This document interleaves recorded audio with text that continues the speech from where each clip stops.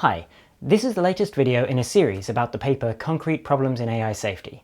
You don't need to have seen the previous videos for this, but I'd recommend checking them out anyway. There's a link in the description. Today we're going to talk about safe exploration. So in an earlier video, we talked about the trade-off between exploration and exploitation. This is kind of an inherent trade-off that all agents face, which just comes from the fact that you're trying to do two jobs at the same time. One, figure out what things give you reward, and two, do the things that give you reward. Like, imagine you're in a restaurant. You've been to this restaurant before, so you've already tried some of the dishes. Now, you can either order something you've already had that you know is quite good, i.e. you can exploit your current knowledge, or you can try ordering something new off the menu that you've never had before. You can explore to gain more knowledge. If you focus too much on exploring, then you're spending all of your time trying random things when actually you may have already found the thing that's best for you. But if you don't explore enough, then you might end up missing out on something great. Finding the right balance is an interesting problem. Now, the most naive form of reinforcement learning is just to always do whichever action you expect will give you the most reward. But agents that work this way end up actually not doing very well, because as soon as they find something that works a bit, they just always do that forever and never try anything else. Like someone who just always orders the same thing at the restaurant, even though they haven't tried most of the other things on the menu. In the Grid Worlds video, I explained that one approach to exploration in reinforcement learning is to have an exploration rate, so the system will choose an action which it thinks will give it the highest reward, something like 99% of the time, but a random 1% of the time it will just pick an action completely at random. This way the system is generally doing whatever will maximize its reward, but it will still try new things from time to time. This is a pretty basic approach, and I think you can see how that could cause safety problems. Imagine a self-driving car which 99% of the time does what it thinks is the best choice of action, and 1% of the time sets the steering wheel or the accelerator or the brake to a random value just to find out what would happen. That system might learn some interesting things about vehicle handling, but at what cost? Clearly, this is an unsafe approach. Okay, so that's a very simple way of doing exploration. There are other ways of doing it. One approach is a sort of artificial optimism. So rather than implicitly giving unknown actions 0 expected reward, or whatever your best guess of the expected reward of taking a random action would be, you artificially give them high expected reward, so that the system is sort of irrationally optimistic about unknown things. Whenever there's anything it hasn't tried before, it will assume that it's good until it's tried it and found out that it isn't. So you end up with a system that's like those people who say, "Oh, I'll try anything once." That's not always a great approach in real life. There are a lot of things that you shouldn't try even once. And hopefully you can see that that kind of approach is unsafe for AI systems as well. You can't safely assume that anything you haven't tried must be good. Now, it's worth noting that in more complex problems, these kinds of exploration methods that involve occasionally doing individual exploratory actions don't perform very well. In a complex problem space, you're pretty unlikely to find new and interesting approaches just by taking your current approach and applying some random permutation to it. So one approach that people use is to actually modify the goals of the system temporarily, to bring the system into new areas of the space that it hasn't been in before. Imagine that you're learning to play chess by playing against the computer. And you're kind of in a rut with your strategy. You're always playing similar looking games. So you might want to say to yourself, okay, this game, rather than my normal strategy, I'll just try to take as many of the opponent's pieces as possible. Or, this game, I'll just try to move my pieces as far across the board as possible. Or, I'll just try to capture the queen at all costs. Or something like that. You temporarily follow some new policy, which is not the one you'd usually think is best. And in doing that, you can end up visiting board states that you've never seen before, and learning new things about the game, which in the long run can make you a better player. Temporarily modifying your goals allows you to explore the policy space better than you could by just sometimes playing a random move. But you can see how implementing this kind of thing on a real-world AI system could be much more dangerous than just having your system sometimes choose random actions. If your cleaning robot occasionally makes totally random motor movements in an attempt to do exploration, that's mostly just going to make it less effective. It might drop things or fall over, and that could be a bit dangerous, but what if it sometimes exhibited coherent goal-directed behavior towards randomly chosen goals? What if, as part of its exploration, it occasionally picks a new goal at random and then puts together intelligent, multi-step plans to pursue that goal? That could be much more dangerous than just doing random things. And the problem doesn't come from the fact that the new goals are random, just that they're different from the original goals. Choosing non-randomly might not be any better. You might imagine an AI system where some part of the architecture is sort of implicitly reasoning something like, part of my goal is to avoid breaking this vase, But we've never actually seen the vase being broken, so the system doesn't have a very good understanding of how that happens. So maybe we should explore by temporarily replacing the goal with one that values breaking vases, just so that the system can break a bunch of vases and get a sense for how that works. Temporarily replacing the goal can make for good learning and effective exploration, but it's not safe. So the sorts of simple exploration methods that we're using with current systems can be dangerous when directly applied to the real world. Now, that vase example was kind of silly. A system that's sophisticated enough to reason about its state of knowledge like that probably wouldn't need an architecture that swaps out its goals to force it to explore. It could just pursue exploration as an instrumental goal. And in fact, we'd expect exploration to be a convergent instrumental goal. And if you don't know what that means, watch the video on instrumental convergence. But basically, a general intelligence should choose exploratory actions just as a normal part of pursuing its goals, rather than having exploration hard-coded into the system's architecture. Such a system should be able to find ways to learn more about vases without actually smashing any. Perhaps it could read a book or watch a video and work things out from that. So I would expect unsafe exploration to mostly be a problem with relatively narrow systems operating in the real world.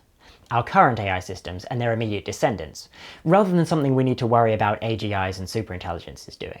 Given that this is more of a near-term problem, it's actually relatively well explored already. People have spent some time thinking about this. So, what are the options for safe exploration? Well, one obvious thing to try is figuring out what unsafe actions your system might take while exploring, and then blacklisting those actions. So let's say you've got some kind of drone, like an AI-controlled quadcopter, that's flying around, and you want it to be able to explore the different ways it could fly. But this is unsafe because the system might explore maneuvers like flying full speed into the ground. So what you can do is have the system take exploratory actions in whatever way you'd usually do it. But if the system enters a region of space that's too close to the ground, another system detects that and overrides the learning algorithm, flying the quadcopter higher, and then handing control back to the learning algorithm again. Kind of like the second set of controls they use when training humans to safely operate vehicles. Now bear in mind that here, for simplicity, I'm talking about blacklisting unsafe regions of the physical space that the quadcopter is in.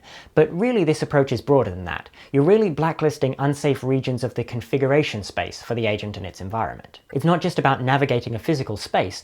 Your system is navigating an abstract space of possibilities, and you can have a safety subsystem that takes over if the system tries to enter an unsafe region of that space. This can work quite well, as long as you know all of the unsafe things your system might do, and how to avoid them. Like, okay, now it's not going to hit the ground, but it could still hit a tree, so your system would have to also keep track of where the trees are, and have a routine for safely moving out of that area as well. But the more complex the problem is, the harder it is to list out and specify every possible unsafe region of the space. So given that it might be extremely hard to specify every region of unsafe behavior, you could try the opposite. Specify a region of safe behavior. You could say, okay, the safe zone is anywhere above this altitude, the height of the tallest obstacles you might hit, and below this altitude, like the altitude of the lowest aircraft you might hit, and within this boundary, which is like the border of some empty field somewhere, anywhere in this space is considered to be safe. So the system explores as usual in this area, and if it ever moves outside the area, the safety subsystem overrides it and takes it back into the safe area. Specifying a whitelisted area can be safer than specifying blacklisted areas, because you don't need to think of every possible bad thing that can happen. You just need to find a safe region. The problem is, your ability to check the space and ensure that it's safe is limited. Again, this needn't be a physical space, it's a configuration space. And as the system becomes more and more complicated, the configuration space becomes much larger, so the area that you're able to really know is safe becomes a smaller and smaller proportion of the actual available configuration space. This means you might be severely limiting what your system can do, since it can only explore a small corner of the options. If you try to make your safe region larger than the area that you're able to properly check, you risk including some dangerous configurations, so your system can then behave unsafely. But if you limit the safe region to the size that you're able to actually confirm is safe, your systems will be much less capable, since there are probably all kinds of good strategies that it's never going to be able to find because they happen to lie outside of the space, despite being perfectly safe. The extreme case of this is where you have an expert demonstration, and then you have the system just try to copy what the expert did as closely as possible. Or perhaps you allow some small region of deviation from the expert demonstration. But that system is never going to do much better than the human expert, because it can't try anything too different from what humans do. In this case, you've removed almost all of the problems of safe exploration by removing almost all of the exploration. So you can see this is another place where we have a trade-off between safety and capability. Alright, what other approaches are available? Well, human oversight is one that's often used. Self-driving cars have a human in them who can override the system, in principle. You can do the same with exploration. Have the system check with a human before doing each exploratory action. But as we talked about in the scalable supervision videos, this doesn't scale very well. The system might need to make millions of exploratory actions, and it's not practical to have a human check all of those. Or it might be a high-speed system that needs inhumanly fast oversight. If you need to make decisions about exploration in a split second, a human will be too slow to provide that supervision. So there's a synergy there. If we can improve the scalability of human supervision, that could help with safe exploration as well. And the last approach I'm going to talk about is simulation. This is a very popular approach, and it works quite well. If you do your exploration in a simulation, then even if it goes horribly wrong, it's not a problem. You can crash your simulated quadcopter right into your own simulated face, and it's no big deal. The problems with simulation probably deserve a whole video to themselves, but basically, there's always a simulation gap. It's extremely difficult to get simulations that accurately represent the problem domain. And the more complex the problem is, the harder this becomes. So learning in a simulation can limit the capabilities of your AI system. For example, when researchers were trying to see if an evolutionary algorithm could invent an electronic oscillator, a circuit that would generate a signal that repeats at a particular frequency, their system developed a very weird-looking thing that clearly was not an oscillator circuit, but which somehow mysteriously produced a good oscillating output anyway. Now you would think it was a bug in the simulation, but they weren't using simulation. The circuits physically existed. This circuit produced exactly the output they'd asked for, but they had no idea how it did it. Eventually they figured out that it was actually a radio. It was picking up the very faint radio signals put out by the electronics of a nearby computer, and using that to generate the correct signal. The point is, this is a cool, unexpected solution to the problem, which would almost certainly not have been found in a simulation. I mean, would you think to include ambient radio noise in your oscillator circuit simulation? By doing its learning in a simulator, a system is only able to use the aspects of the world that we think are important enough to include in the simulation, which limits its ability to come up with things that we wouldn't have thought of.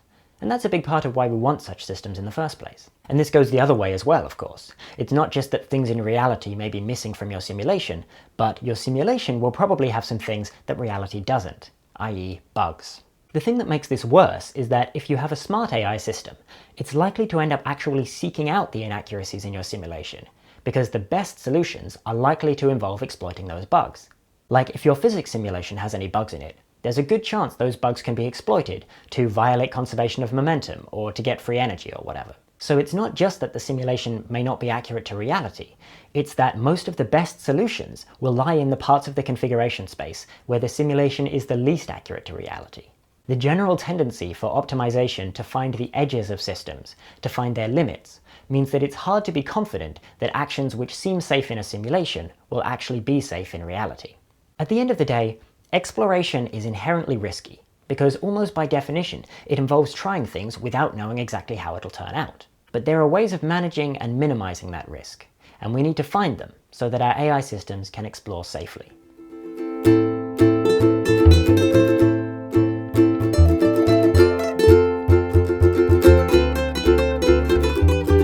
I want to end this video by saying thank you so much to my amazing patrons. It's all of these people here. And in this video, I especially want to thank Scott Worley. Thank you all so much for sticking with me through this giant gap in uploads. When I do upload videos to this channel or the second channel, patrons get to see them a few days before everyone else. And I'm also posting the videos I make for the online AI safety course that I'm helping to develop, and occasional behind the scenes videos too. Like right now, I'm putting together a video about my visit to the Electromagnetic Field Festival this year, where I gave a talk and actually met some of you in person, which was fun. Anyway, thank you again for your support, and thank you all for watching. I'll see you soon.